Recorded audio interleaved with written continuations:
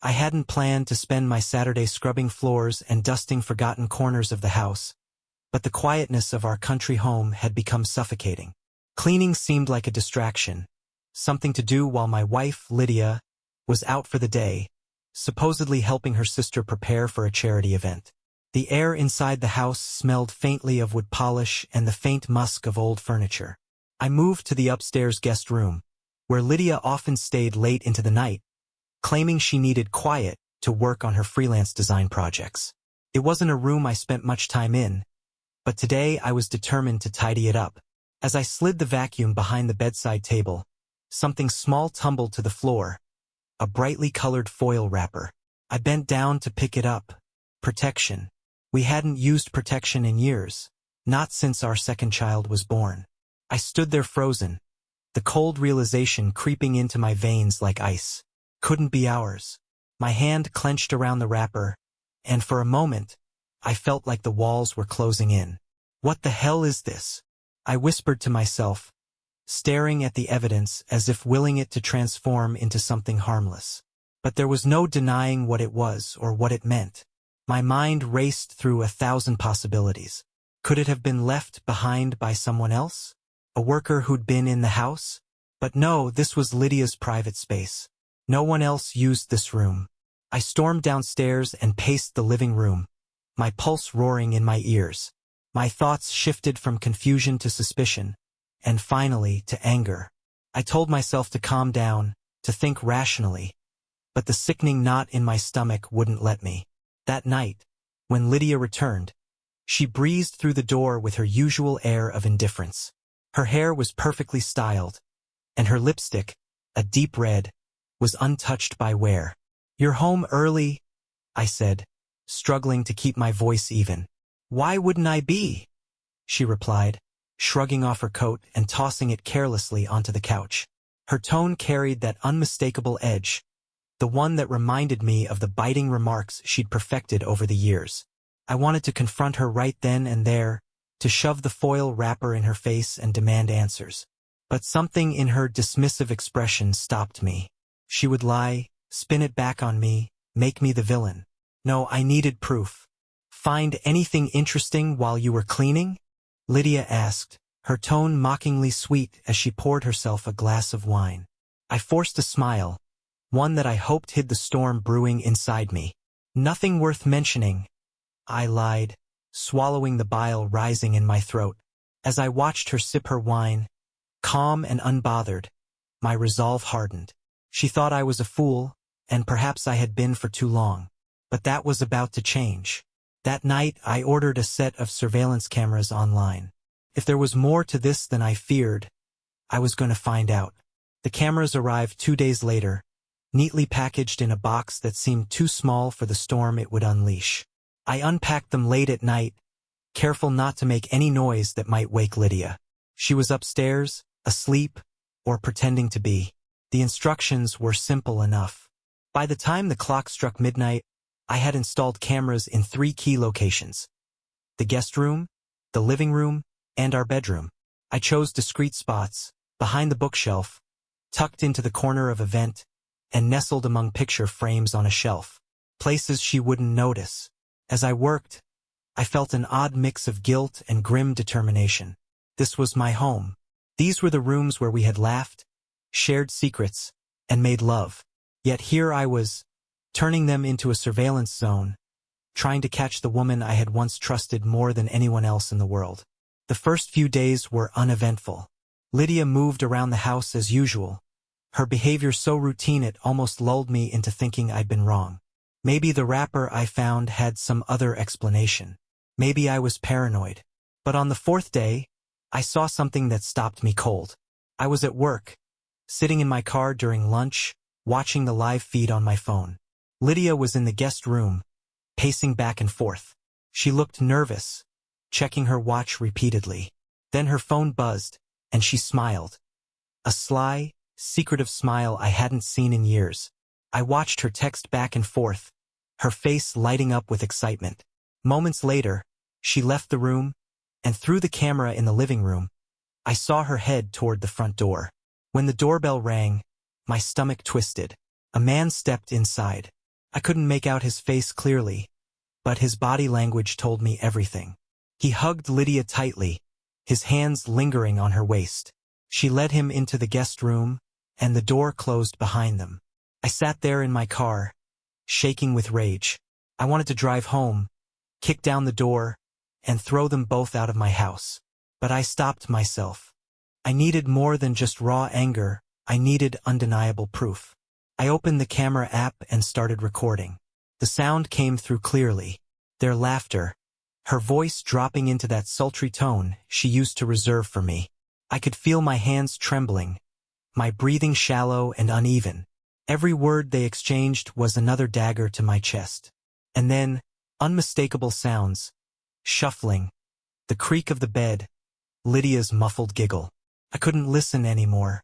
I closed the app and leaned back in my seat, staring at the roof of my car. The pain was unbearable, but beneath it, something darker stirred. Humiliation, betrayal, and a cold, simmering fury. She thought she could do this in my house, in our bed, without consequences. When I got home that evening, Lydia was already there, sitting on the couch with a glass of wine in her hand. "Hey, honey," she said, her voice dripping with fake sweetness. "How was your day?" I forced a smile. "Busy," I replied, my voice calm. Too calm. "And yours?" "Oh, she said, shrugging. Same old, same old." She had no idea that I knew everything. I excused myself and went upstairs to the guest room. The sheets were freshly made, the room pristine, as if nothing had happened. But I knew better. That night, as I lay next to her in bed, I didn't sleep. My mind was a whirlwind of plans and possibilities. I wasn't just going to catch her. I was going to destroy her lies, her excuses, and her audacity. She thought I was clueless, but soon she would see. The next morning, I woke with a sense of grim purpose. Lydia was in the kitchen, humming a tune as she poured coffee, acting like the perfect housewife. The sight of her, the woman I had once adored, set my blood boiling. "Good morning," she chirped, handing me a steaming cup. Her smile was radiant, but I could see the cracks if I looked closely. I didn't respond, just took the cup and sat down at the kitchen table. I stared at her, trying to summon the right words. Part of me wanted to confront her now, to demand answers, but the rational side of me knew it wasn't time. I needed more preparation. She noticed my silence and frowned slightly. "You okay?" she asked, feigning concern. "I'm fine," I said shortly, sipping my coffee. The day passed in a blur. I went to work, but my mind was elsewhere, replaying the footage from the previous day. Every second of it felt like an open wound, but I couldn't look away. Her words, her laughter, the way she touched him. It all burned into my memory like a brand. That evening, when I got home, Lydia was on the phone. Her voice was low, her tone playful. I couldn't make out what she was saying, but when she saw me, she quickly ended the call. "Who was that?" I asked, keeping my voice casual. "Just my sister," she replied, too quickly. She didn't meet my eyes. I nodded, pretending to believe her, but inside my fury grew.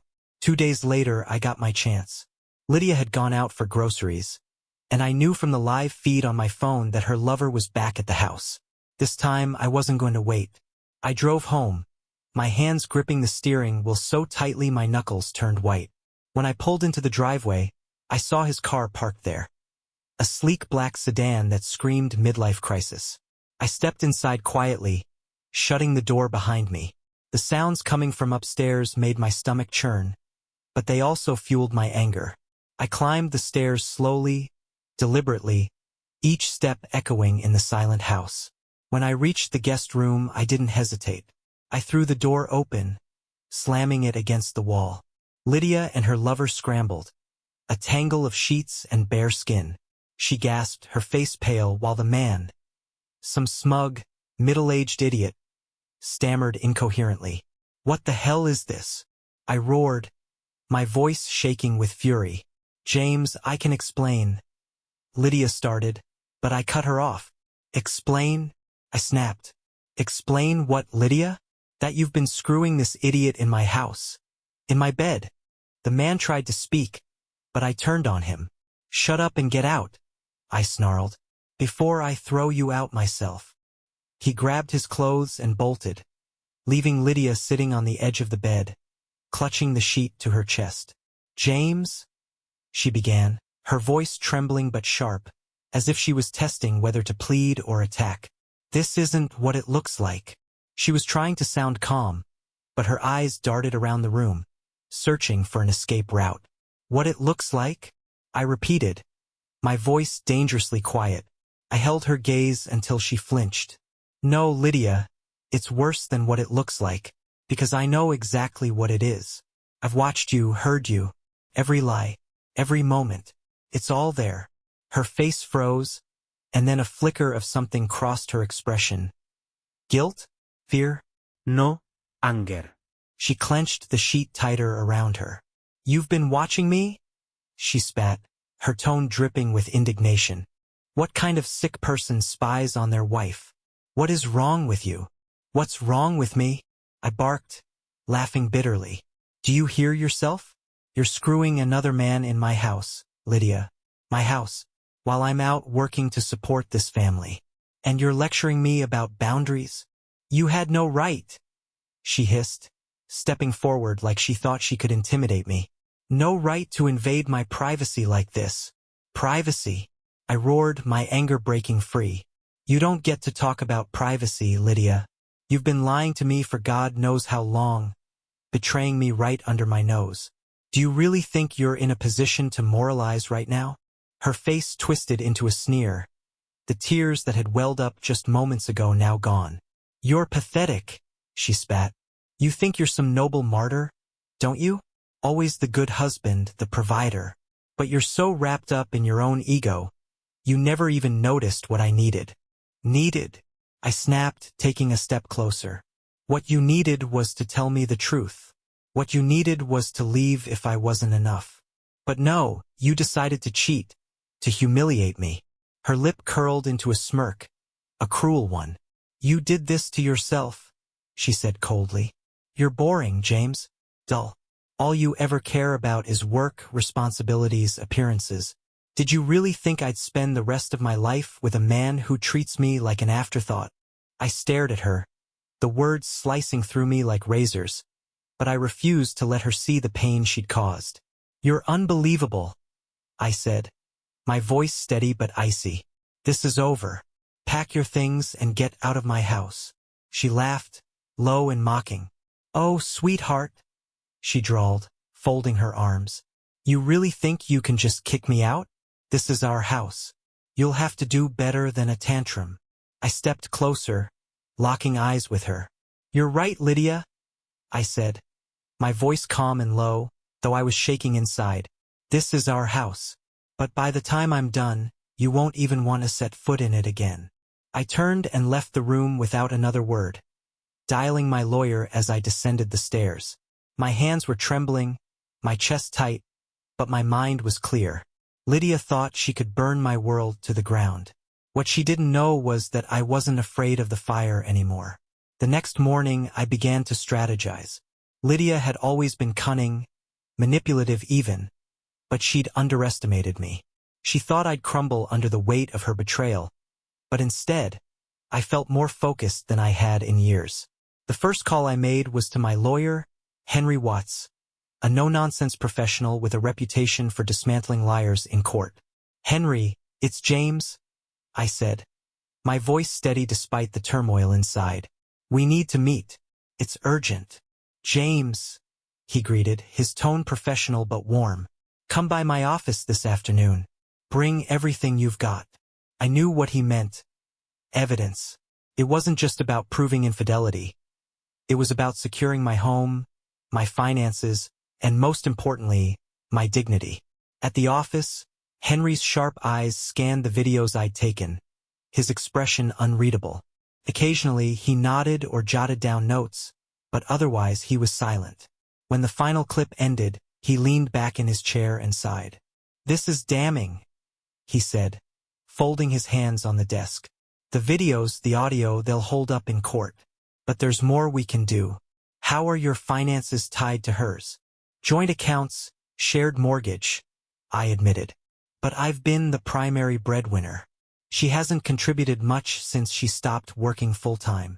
Henry nodded. Good. That works in our favor. You'll need to separate your accounts immediately, freeze the joint credit cards, and document every dollar she spends from here on out. If she tries to siphon money, we'll catch it. Done, I said, my resolve hardening. Henry raised an eyebrow. What about the house? It's in both your names, right? Yes, I said, clenching my fists. Then we'll need to play this carefully, Henry warned. It's a marital asset. She might push to stay in it during the divorce proceedings. We'll file for exclusive use. Your evidence gives us a strong case, but expect a fight. I left Henry's office with a plan and a renewed sense of purpose. Lydia thought she could walk all over me, but I was going to make sure every step she took left her trapped. When I returned home, she was sitting in the living room, scrolling through her phone like she didn't have a care in the world. The sight of her, so calm and entitled, made my stomach churn. Busy day? She asked without looking up. Very, I said evenly. She smirked. You seem tense, James. Maybe you should take up a hobby. Something to unwind. Her tone was so mocking, so casually cruel, that I nearly snapped. But I bit my tongue. I couldn't let her know what was coming. Instead, I went upstairs and started moving my important documents into a locked cabinet. Bank statements, insurance policies, birth certificates. I couldn't risk her getting her hands on anything she could use against me. That night, I slept in the guest room, the same room where her betrayal had unfolded. It felt poetic in a way to reclaim that space. As I lay there, staring at the ceiling, I replayed every moment of the past few days in my mind. I thought about the years I'd given her, the sacrifices I'd made to build a life together. I thought about the laughter, the memories, and the promises we'd shared. And then I thought about how easily she'd thrown it all away. The pain was still there, raw and unrelenting. But now it burned alongside something else. Determination. She wanted to take everything from me. My pride, my home, my sense of security. But she'd forgotten one thing. I wasn't the type of man to go down without a fight. The morning began like any other, but I knew it wouldn't end that way. I had followed Henry's advice to the letter, separating accounts, freezing cards, and gathering every piece of evidence I could find. Now it was time to drop the hammer. Lydia was in the kitchen, making toast, her robe tied loosely around her. She looked at me with a mix of boredom and irritation as I stepped in. "You're up early," she said, her voice laced with disdain. "I thought I'd get a head start on the day," I replied, keeping my tone neutral. She didn't respond, just spread butter across the toast in deliberate strokes, as if the act of making breakfast was the most pressing matter in the world. I leaned against the counter, crossing my arms. "We need to talk." Her hand paused mid-motion, but she didn't look up. "Oh, I've spoken to my lawyer," I said, watching for her reaction. She froze for a split second, then resumed buttering the toast as if I'd told her it was going to rain. "Good for you," she said, her voice breezy. "Are we finally getting around to updating the will? You've been saying we should for years." I almost laughed at the audacity. "Not exactly," I said. "I've filed for divorce." This time she stopped completely. The knife clattered onto the plate as she turned to face me, her expression carefully blank. "You're serious?" "Dead serious." Her eyes narrowed, and a flicker of something darker crossed her face. "You're going to regret this, James. You don't have the guts to see it through." I stepped closer, my voice low and steady. "Don't underestimate me, Lydia. I've seen the videos, heard the conversations. I know exactly who you are, and I know what you've been doing." Her face flushed, but she quickly recovered, crossing her arms over her chest. "So what? You think you're some kind of hero now, standing up for yourself? Go ahead, James. File your little papers. You'll come crawling back soon enough." I shook my head, feeling the anger rise in my chest. "You think this is a game, don't you? You think you can just brush this off, manipulate your way out of it like you always do. But not this time, Lydia. This time you lose." She smirked, a cruel, mocking expression that made my skin crawl. Lose what, exactly? Half of this house is mine, James. Half of everything you've built is mine. You think you can just kick me out? Good luck with that.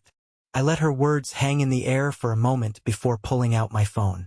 I opened the gallery and held it up, playing one of the videos. Her lover's voice filled the room, followed by her laughter. Low and intimate, the way she used to laugh with me.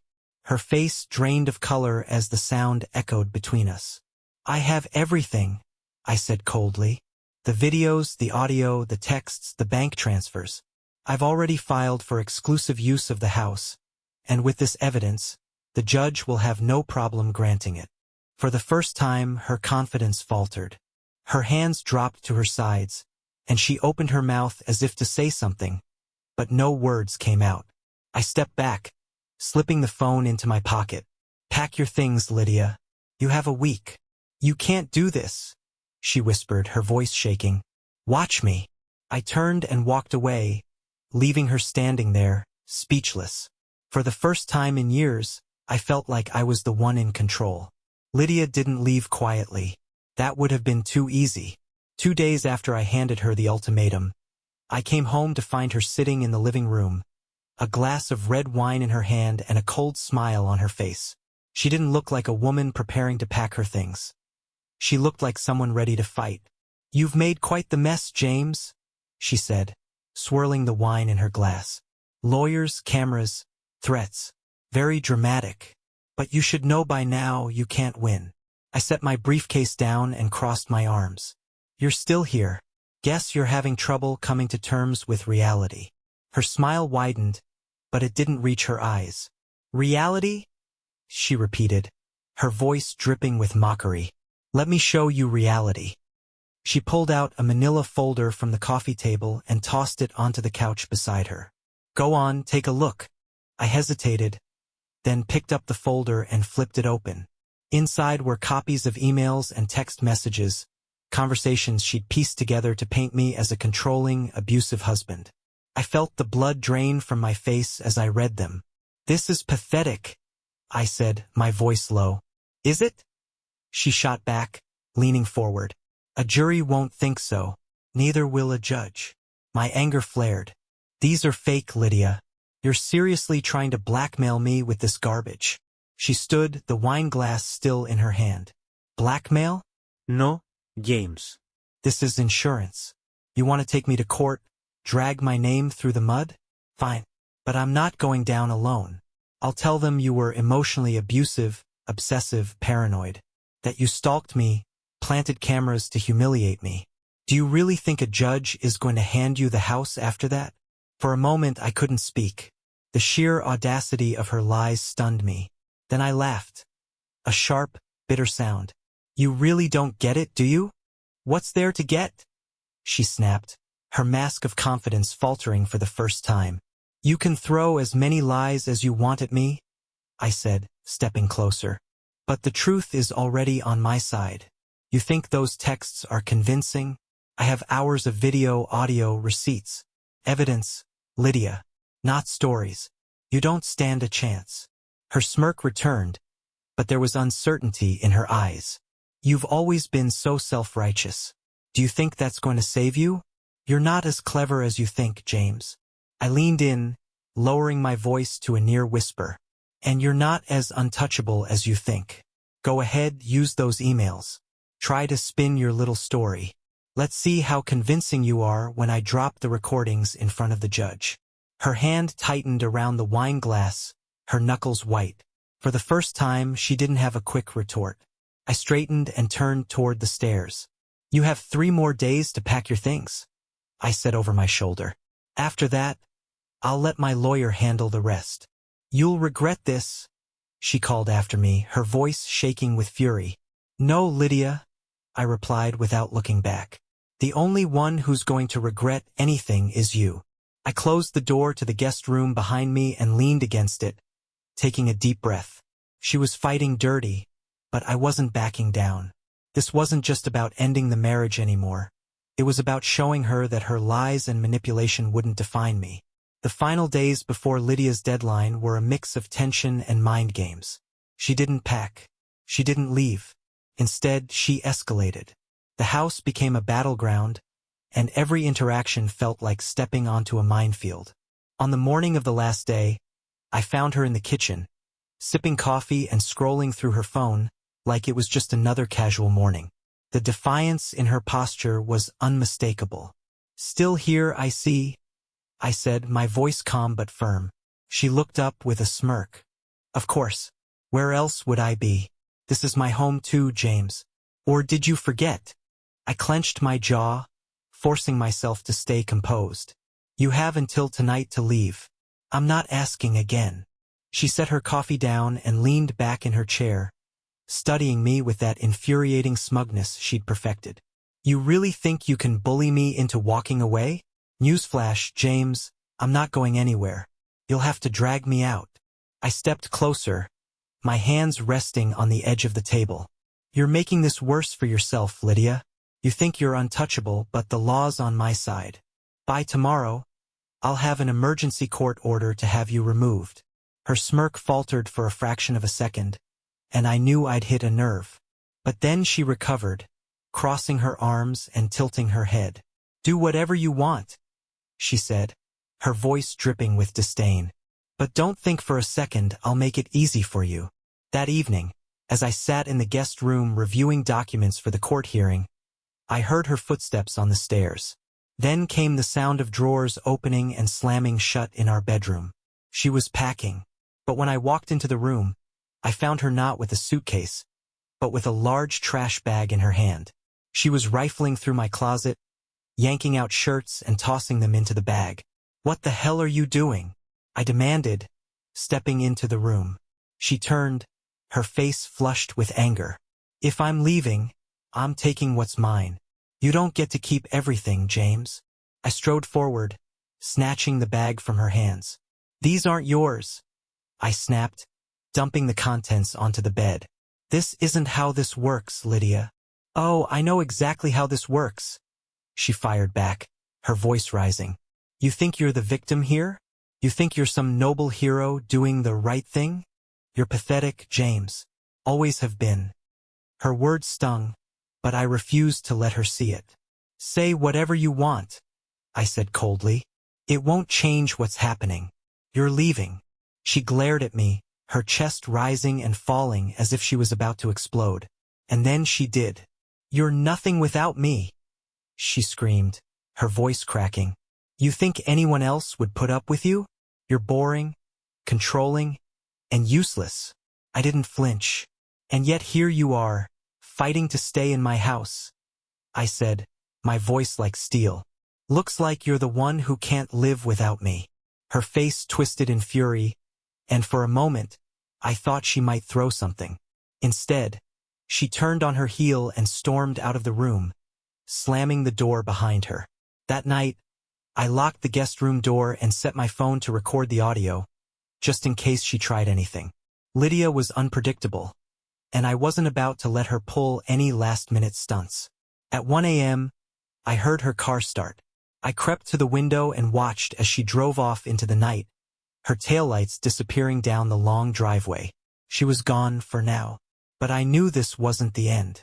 Lydia wasn't the type to let go quietly. I turned off the lights and lay down, staring at the ceiling. The house was finally silent, but the battle was far from over. The house was quieter with Lydia gone, but the silence felt uneasy. True to form, she didn't retreat. She regrouped. A week later, I found myself sitting in a courtroom, facing Lydia across the aisle. She looked polished and composed, her expression cold and calculating. She had traded her venomous smirks for an air of victimhood, perfectly tailored for the judge's benefit. Her lawyer, a sharp-dressed man with a rehearsed smirk, rose to his feet. "Your Honor, my client has been subjected to harassment, surveillance, and emotional abuse. She was forced to leave her home under duress, and we're requesting an immediate injunction to allow her to return to the marital property." My stomach churned, but I kept my face neutral. I'd expected this. Lydia was playing the victim, spinning a web of lies as easily as she'd spun her betrayal. Henry stood, his calm demeanor a sharp contrast to their theatrics. "Your Honor," We have evidence that directly contradicts these claims. My client installed surveillance in his own home after discovering overwhelming signs of infidelity. The footage clearly shows Mrs. Thompson engaging in an extramarital affair in the marital home with another man. He stepped forward, handing a USB drive to the bailiff. We have the recordings, Your Honor, as well as text messages, financial records, and testimony that support our motion for exclusive use of the property. Lydia's lawyer scoffed. Surveillance footage? Your Honor, this is an outrageous invasion of privacy. My client's personal life was exploited. Henry cut him off. In her husband's house, Your Honor, with her husband's resources. There's no reasonable expectation of privacy in the marital home when it comes to conduct that breaches the covenant of marriage. The judge, a no-nonsense woman in her late 50s, held up a hand. I'll review the evidence. Mr. Thompson, do you have anything to add before I proceed? I stood, my heart pounding but my voice steady. Your Honor, I loved my wife. I trusted her. What I discovered wasn't just betrayal. It was a complete disregard for the life we built together. The surveillance wasn't about control. It was about finding the truth in a situation where I was being lied to at every turn. All I'm asking for is fairness. Lydia's lawyer rolled his eyes, but the judge silenced him with a sharp look. She inserted the USB drive into the court system, and the screen lit up with footage of Lydia and her lover in the guest room. The room fell silent except for the faint sound of their voices, intimate and undeniable. Lydia's mask slipped. Her cheeks flushed, and her hands clenched the table in front of her. When the footage ended, the judge leaned back in her chair, her expression unreadable. She tapped her pen on the desk before speaking. This is not the behavior of someone who's been emotionally abused, she said, her tone firm. Mrs. Thompson, you violated the sanctity of your marriage in a home shared with your spouse. The evidence is clear. I'm granting Mr. Thompson's motion for exclusive use of the marital property until the divorce is finalized. Lydia's lawyer protested, but the judge cut him off. My decision is final. Mrs. Thompson is ordered to vacate the property immediately. Counsel, you may proceed with the division of assets during the formal divorce proceedings. The gavel struck the desk, and the session was adjourned. As we left the courtroom, Lydia shot me a glare so cold it could have frozen the air between us. You think you've won? She hissed, her voice trembling with anger. I paused, meeting her gaze. No, Lydia. I've just started. She stormed off, her lawyer trailing behind her, while Henry clapped me on the shoulder. Good job holding your ground, he said. We're in a strong position now. But as I walked out of the courthouse, I felt more than relief. I felt resolve. This wasn't about winning anymore. It was about rebuilding on my own terms. With the court ruling in my favor, Lydia was forced to move out. She didn't take it quietly. The next week was a parade of spite. She showed up with movers who banged furniture against the walls, accidentally breaking picture frames and scratching floors. When I saw her grab one of the framed paintings from the hallway, my grandmother's, a family heirloom, and smash it against the floor, something in me snapped. Lydia! I roared, crossing the room in 3 strides. My fists clenched at my sides as she looked up, smirking like a child who'd just broken a toy. What? She taunted, her tone sharp and dripping with mockery. You don't need this old junk anyway. Let it go, James. My breathing was ragged, my vision tunneling with fury. Let it go, I hissed, stepping closer. You've taken everything from me. My trust, my peace, my home, and now this? She didn't back down, her lips curving into a cruel grin. Oh, poor James, she mocked, still clinging to scraps. Face it, you're nothing without me. Before I could stop myself, I spat directly in her face. The shock on her face was instant. Her eyes widened, her hand flying up to wipe her cheek. How dare you? How dare you? I cut her off, my voice low and venomous.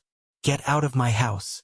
Take your garbage, take your lies, and get the hell out before I drag you out myself. She stood frozen for a moment, her shock giving way to seething rage. But instead of replying, She turned on her heel and stormed out of the room, shouting orders at the movers to pack faster. The silence that followed felt like a vacuum, but for the first time in weeks, I didn't regret my actions. Later that evening, as I was organizing the guest room, now completely redone, I got a call from an unknown number. I hesitated but picked up. "James, it's Rick." The voice was vaguely familiar. I'm Lydia's lover. My grip tightened on the phone. "What do you want?" "I didn't know she was this vindictive," he blurted. "She's trying to ruin me too, sending messages to my wife, threatening to expose me at work." I thought you should know." The irony was bitter. "You made your bed," I said coldly. "Now lie in it." "Look, I didn't call for sympathy," he said. "Just watch your back. She's not done with you." The line went dead. I set the phone down, my chest tightening. Lydia's capacity for destruction seemed endless, but so was my determination to move forward. She tried everything: humiliation, deceit, manipulation, but none of it would keep me from reclaiming my life. The warning from Rick lingered in my mind for days. Lydia wasn't one to back down, and I knew she wouldn't accept defeat gracefully. True to form, her next move was a calculated attempt to smear my reputation. It started with whispers. Friends stopped calling as often. Colleagues who were usually warm began keeping their distance. It didn't take long to find out why. Lydia had been spreading lies. Stories of my paranoia, my controlling nature, and even false accusations of abuse. She was building a narrative to make me the villain. But she had underestimated one thing: I wasn't alone in this fight. Henry, ever meticulous, had been gathering evidence of Lydia's attempts to defame me. Every slanderous email she sent, every exaggerated tale she spread, we tracked it all.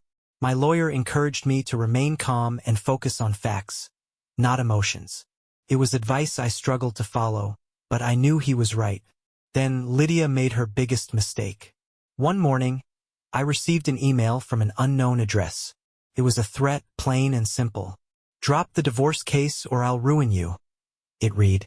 Attached was a fabricated document, an altered financial record meant to make it look like I'd embezzled funds from my company. She had gone too far. I immediately forwarded the email to Henry, who wasted no time filing a motion to include it in our case.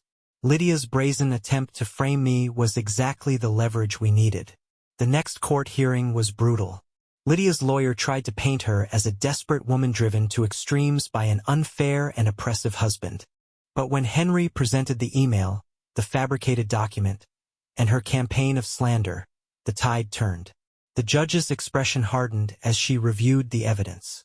"Mrs. Thompson," she said, her tone sharp, "this behavior is not only unethical but potentially criminal. You have attempted to manipulate this court and defame your spouse. I will not tolerate it." Lydia's face paled, her confident facade crumbling under the weight of her own actions. In the end, the ruling was clear. Lydia forfeited any claim to the house and was ordered to pay damages for her malicious conduct.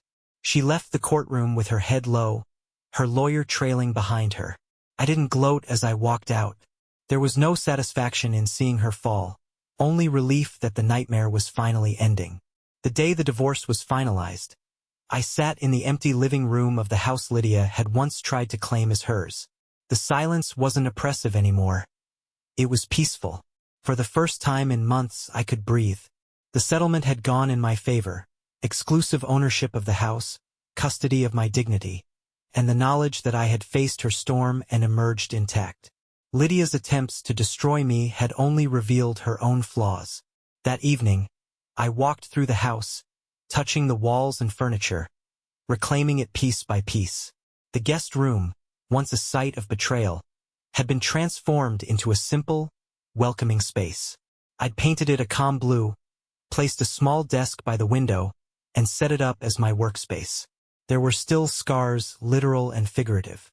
The scratches on the floors where her movers had dragged furniture, the gaps on the walls where shattered frames had hung. But instead of hiding them, I decided to repair them with my own hands. Each patch, each stroke of paint, became a part of my healing process. The calls and texts from Lydia stopped. Whether it was shame or defeat, I didn't care. She was no longer my problem, and I didn't need her validation or her poison in my life. One night, as I sat on the porch with a glass of whiskey, the weight of everything finally lifted. The anger, the humiliation, even the heartbreak. It wasn't instant, but it was there. A sense of closure I hadn't thought possible. I realized that I wasn't just rebuilding a house. I was rebuilding myself. Betrayal changes you, cuts deep, leaves scars you think will never heal. But it also reveals things about others, about yourself. I learned that trusting someone doesn't mean ignoring the truth.